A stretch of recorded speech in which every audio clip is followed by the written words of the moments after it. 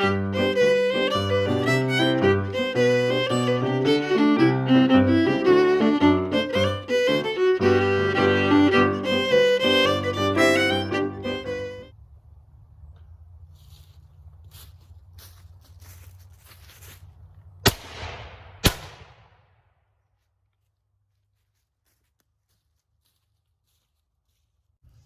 welcome to Hunter's Home. Today we're in the Daniel cabin and we are going to be cooking quail with two side dishes. One is parsnip fritters and the other is peas in butter sauce. So thank you for joining us. All right, so we're going to have to do a little bit of prep ahead of time here on almost all of what we've got to cook today on every one of these dishes.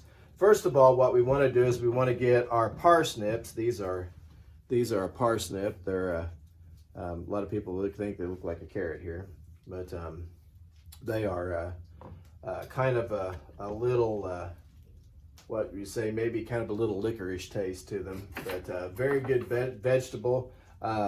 They grow well in the fall. They're best harvested after the first frost. It makes them very sweet. A lot of the old timers say. So what we want to do with these is that we could take the time to go ahead and peel them, but we're not going to. We are going to put them into our little copper pot here that already has water in it. And what we want to do is we want to cook these through, because later on we're going to smash these up. And it's just as easy to take the skin off of them after they're cooked. So if they're awfully large like this, it'll take a long time to cook through. So I usually go ahead and take them in half, but once they cook, that skin will slip right off of there. So there's really no need to go ahead and take the effort to peel them. And of course, we don't throw any of our scraps away.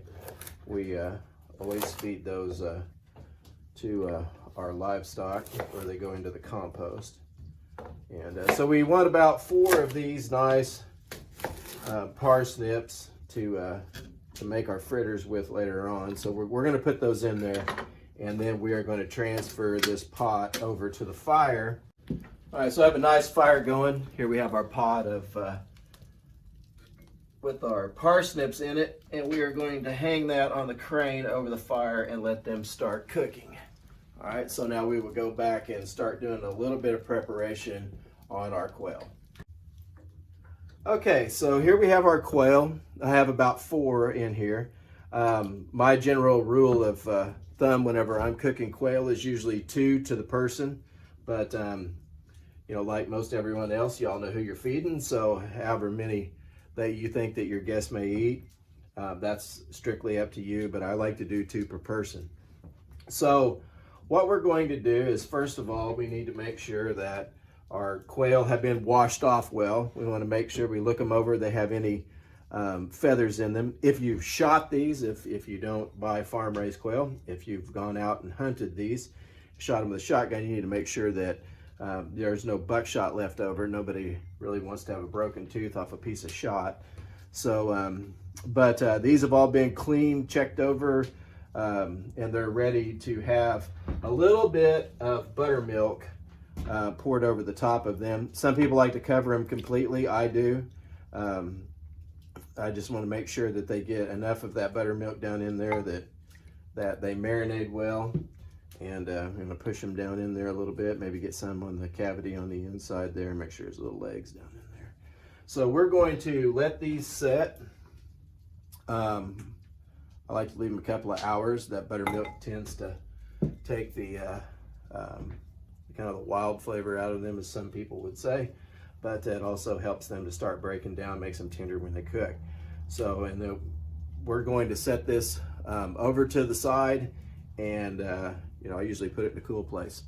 So we are going to start working on our peas, and while these start to marinate. All right, so we have some of our shelled peas here. I like to just take a little bit of water and pour on them to kind of let them soak a little bit. If they're fresh shelled, they can kind of tend to dry out a little bit. So we put a little bit of water on there and kind of let them set. These will not take long for us to cook at all. So we are pretty much done with our preparation of our peas by just putting a little bit of water on them. We'll set those over to the side until we are ready to cook them on the fire. So now that our quail and vegetables are prepped and waiting for them to do their magic, I want to talk a little bit about the fire and about what we're going to be cooking these in. As I've said in every one of my videos, the key to cooking over an open fire is heat regulation. So, you know, either you move your pan away from the heat or to the heat. You can bring coals out from the fire and put on the hearth and cook that way. If you need to, if you're not cooking well enough, you can go back into the fire a little bit more. But the key to it all is to cook with those red hot coals that we see down there. That is, right now we are approaching a very good coals in there for cooking over the open hearth. And in the process of taking coals out of the fire, we will start to kill our fire. The other thing I like to do is I like to have some smaller wood, and a lot of times I will even split this up even smaller than what it is right now. But I like to have some smaller pieces that I can add to the fire to keep the fire going if we're going to cook for a very long period of time. You know, we don't want to completely kill our fire out. So, you know, we don't want to really cook with the flames, you know, especially if we're doing something like what we're going to do in the process of cooking our quail, which is to deep fry it in lard, that those flames can lick up over the side that could catch our pot on fire, and we don't want to get into any of that. So the vessels that we're going to cook this in is that we're going to cook our parsnip fritters in our sheet iron skillet here, well seasoned up. We are going to put that on a three-legged trivet, and then we'll put coals underneath of it, and we'll put about 2 tablespoons of lard in the bottom of that, and we will fry our parsnip fritters in there. The other pot that we're going to use is we're going to use this smaller little 3-legged pot here to cook our peas in, because we're only going to cook about a cup of peas with 4 tablespoons of butter for our butter sauce, and so we don't need an extremely large vessel to cook that in. And this little pot has its own legs on it. It's excellent for doing that. The other pot that we are going to use, the other vessel, is this little bit larger cast iron pot. I already have about 4 cups of lard inside of it, and it's been sitting here by the fire heating. It's not hot yet. It's on this trivet, which is not very stable at the present moment, but I will stabilize that later. And but we are going to bring coals from the fire out around this small kettle and get that oil up to deep frying temperature, and then we are going to put our quail in there and fry them. So these are the 3 vessels that we are going to cook with, and you can see up here over the fire I still have our parsnips in this small pot that are cooking away very slowly, so they'll be nice and tender whenever it comes time to pull them out, mash them, and start making our fritters. So right now, from here, we will go ahead and start making our preparations for battering our quail and for making our fritters as well. So let's move back up to the counter, and we will work on that. So we've pulled our parsnips off of the fire. We're checking them now. They're nice and tender. We are going to put them into this bowl, and we're going to let them cool off so we can handle them. They're very, very hot right now, so we want them to cool down. And as soon as they do, we will come back and start working on our fritters. Okay, so we're peeling our parsnips here. They're nice and cool to the touch, and you can see that skin just slips right off of there once they've been cooked, and then you can see they're very, very soft. All right, so I've got about 4 of those really big ones in there. I may go ahead and skin up another one, just for safety's sake. Whoa, about dropped it. They are a little slippery. So we want to remove that skin. And then to bind these together as they're cooking away, we want to add a tablespoon of flour and an egg. So we are going to go back to our flour that we got from our friends at Hal Farm. And we are going to put about a tablespoon of flour in there. I got about a tablespoon there in my hand. Make sure there's not any lumps or anything in there that we don't want. So I'll put that in there. And then we'll take our egg, crack our egg. Sometimes it's always best to crack these into something else first in case the egg is bad, but you know, these are fresh gathered, so I'm not too worried about them. And those eggs are fairly small. I think I'm going to go with 2. All right. Now we are going to take our trusty masher and we are going to mash these up and mix them. And we are going to make patties out of them. Now, if I put too many eggs in there, this mixture is a little too wet, I can always add more flour, and I have a couple of parsnips in reserve over here that I can put in there as well. So, all right.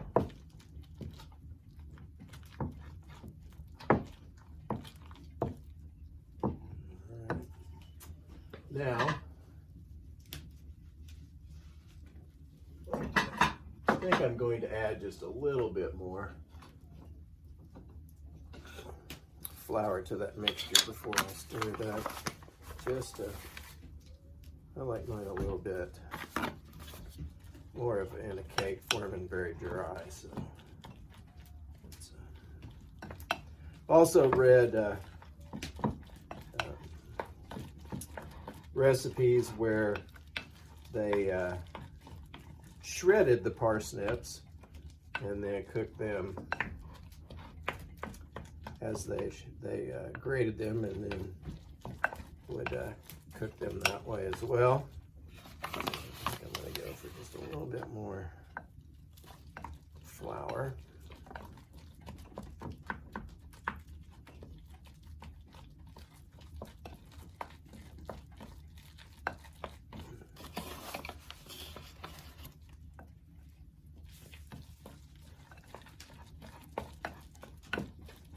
Now what I'm going to do is I'm going to patty these up. So,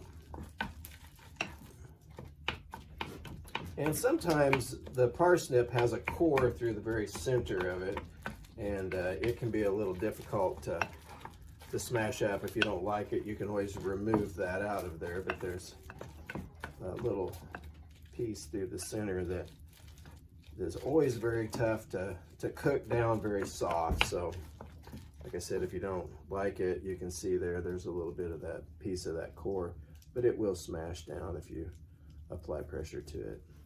So some folks don't like it. They usually take it out of there if they don't, or it'll cook down and it'll soften up the more you cook it. So, all right, I think I am going to put just a little bit more flour, and then I'm going to start pattying these up.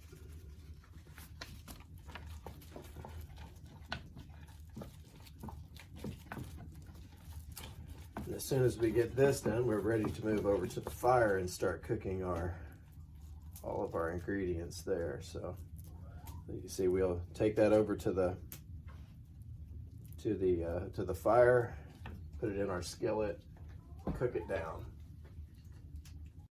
Okay, now the last thing that we want to do, because it doesn't take very long to do it, what we want to do is we want to take our peas and we want to pour a little bit of that water in there into our pot, and then we are going to take about a cup of these peas and add them into the pot there.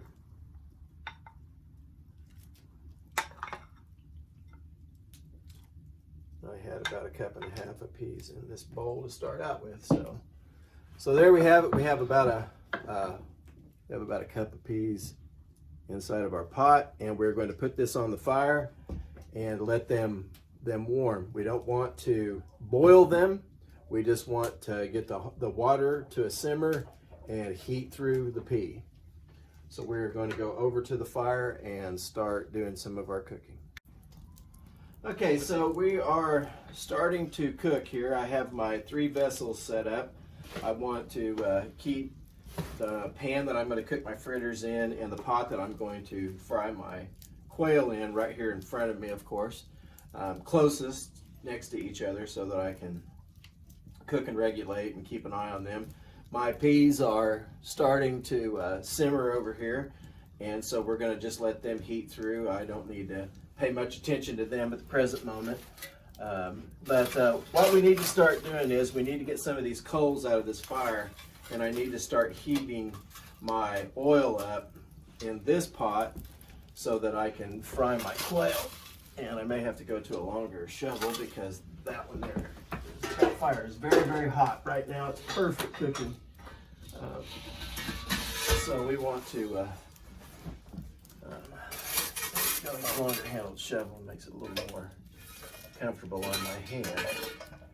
So I'm going to get this this pot up to a cooking temperature here, and I want to also get a little bit of coals underneath of my skillet here and get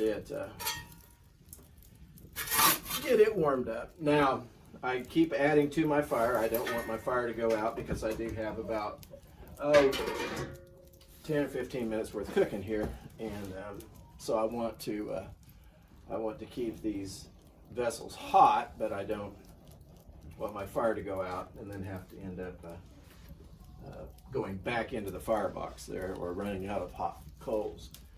So we're going to let these pans heat up, and here in a moment we'll come back and start cooking. All right, so I think we might be getting close to a cooking temperature here. I want to check and see. I can kind of check periodically by sprinkling a little bit of flour into the pot there and seeing if it cooks. I don't want to do this too much. So my skillet's up there at good temperature.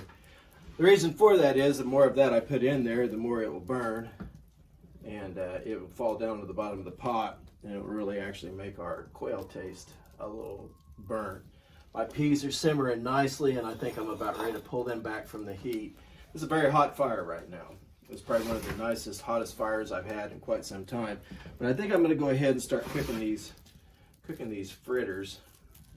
So what we're going to do is we're going to take a scoop of our fritter batter here, and if I can keep up with my cooking tools and see where I put my turning fork. So what we're going to do is we're just going to take that batter and we're going to lay it off into the pot, and then we want to flatten it out. You know, they don't have to be super pretty and round, but we want them to be basically the same thickness and consistency through there. So we don't want a big fat middle part and a thin outer part, and then you will end up with a fritter that is burnt on the ends and doughy in the middle. So I'm going to cook a couple of those right there and let those kind of sizzle away so you can see my fire's good and hot. We cook those for a few minutes on each side. Let me go back and test our pot of grease there. Need just a little bit more heat on that, but it's getting close. So I'm going to go back in here and I'm going to get some of those good hot coals. I like to cook with oak. Red oak or white oak. It holds good heat. The coals burn consistent, and to me, it's just not a better cooking wood out there. So And right now it's cooking me pretty good on my legs here. It's pretty warm. Got a good fire going. So I'm going to cook a couple of those fritters, and then we'll see if that heat won't get our pot up to where we need it, and we will start cooking our quail.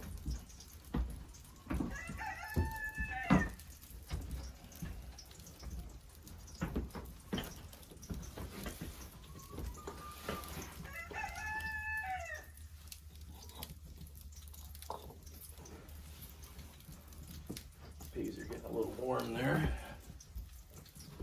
Now, right before we serve those peas, we're going to drain them, put them back in the pot, and then we'll make our butter sauce, which is very simple. It's nothing more than butter. So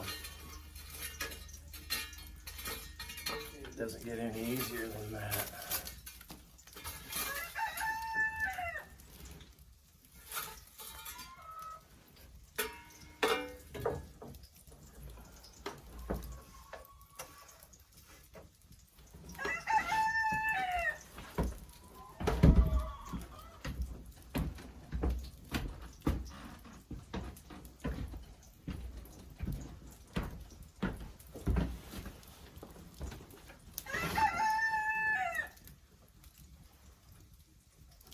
So you can see we're got a little bit of grease in the bottom of the pan there, and let's turn these over and see if the other side's ready to cook.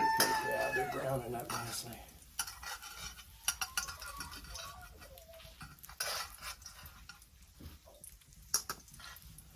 Now you want to cook maybe at the time that you're cooking these, 3 or 4 of those at a time. You don't want to just crowd your pan in there, because you will actually lower the temperature in the pan. Once you do that, the grease will be absorbed up into the patty into the fritter, and then your grease will be absorbed in there instead of being fried in there. And I think we're about ready to put our quail down into the pot. So here we have our quail. He's nicely breaded. You really don't just want to take him and drop it in there. You want to start very slowly, place him in there very slowly, and then make sure that it's completely submerged once you get him in there. And he's going to bubble away. So you can see now that the quail is frying in there. Our temperature is just about right. Once again, we don't want to cook too many at a time. If you have a larger vessel, I'm just cooking for myself today, so everything's good in that aspect. But if you have a larger vessel and you want to cook 2 or 3 at a time, go ahead. But just make sure that, once again, just like with the fritters, don't drop your temperature down, and don't put so much grease in there that that your pot would boil over and end up catching fire. So that's very important. You want to make sure also that your bird that you're dropping in there is very dry. This one was. It was. So you want to make sure that it's dry and you don't have any moisture in there to boil your pan over. He's starting to fry really good now. You can tell when he's done, a lot of the bubbles will slow down, and it will produce a lot less bubbles on the bird there. Get a little bit more time to fry on that side. Usually with fritters, and it's kind of the rule of thumb with most things, the first 2 you make are not always the best looking 2 that you get, but those are definitely going to be very tasty. My grease is still very hot. It's not absorbing into the fritter. You can see my quail is cooking away nicely. So, and once if your grease is good and hot too, and you drop that in there, you place it in there, it will adhere better. Your batter on the outside will adhere better to your bird, or to whatever it is that you're cooking. A general rule of thumb, if you're cooking pork cutlets and they're breaded. They'll be the same operation. So let's go up here and see. All right, our fritters are turning a nice golden brown on the outside, and I believe they're gonna here just too long to be ready to come out of there. So let's do a final good and hot fry on them right there. I'll set them right on the coals.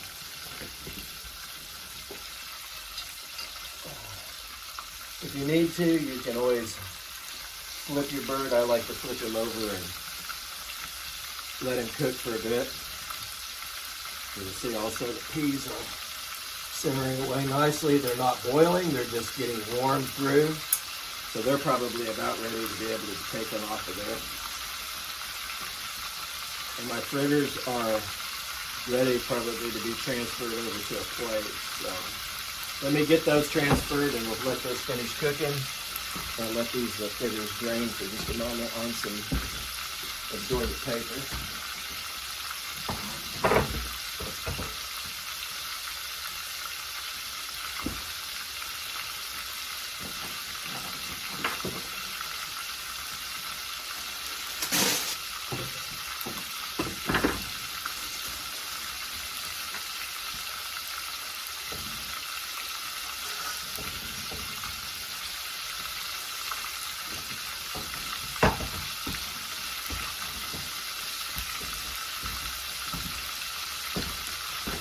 All right. So now in the process of cooking my bird, I don't want to puncture it. So if I puncture it, I'm letting the juices from the inside come out. So you can tell it's cooking very nicely. I would like to get a little bit of those coals away to slow some of that down. So I will push those. Once again, you know, we were talking about heat regulation. These cast iron vessels hold a lot of heat. So once you take heat away from them, they'll still retain it. But you can also hear how now, as I move those coals away, you can hear how the bird itself is starting to slow in cooking. So that moving some of that heat away lowered my temperature. All right, so our bird is done cooking.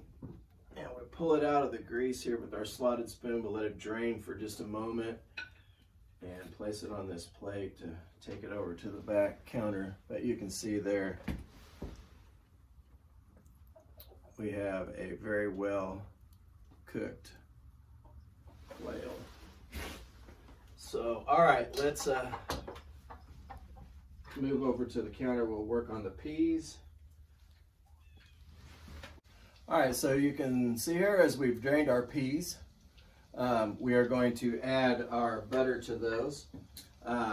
What we're going to do is we are going to take a good dollop of butter here and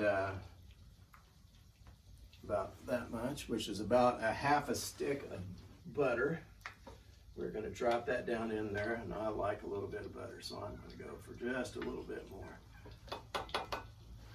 All right, and we're going to bring a few coals out of the fire. We don't want very many. We're not trying to fry this. We just want to get it warm to melt the butter because the peas are already warm. So we're going to set that over those coals there. We're going to stir a little bit to incorporate that butter.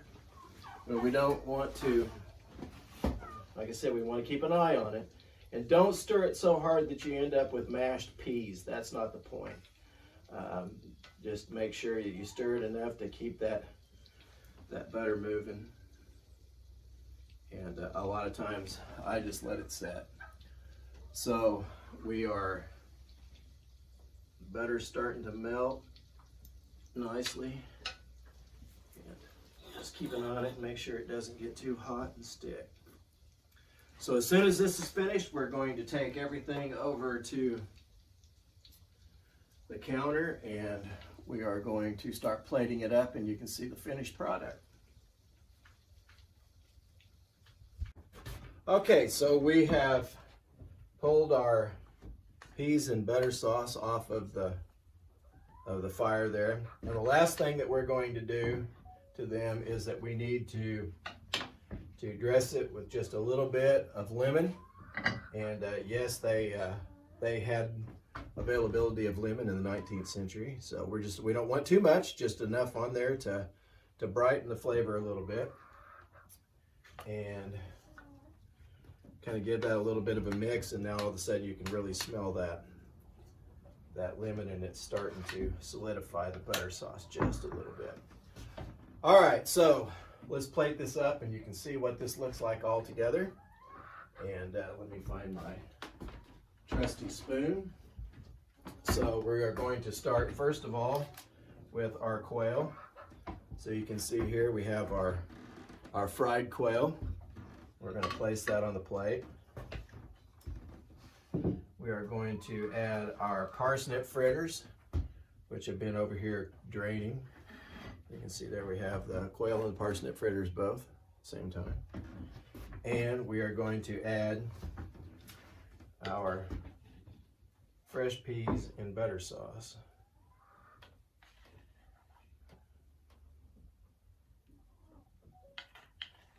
A couple of good spoonfuls there. And just as a little bit of a topper, we're going to put a little dab of butter right there on top of it. All right, folks, it's all plated up, so there you have it. Fried quail, parsnip fritters, and peas in butter sauce, as it would have been in the 1850s. Thank you.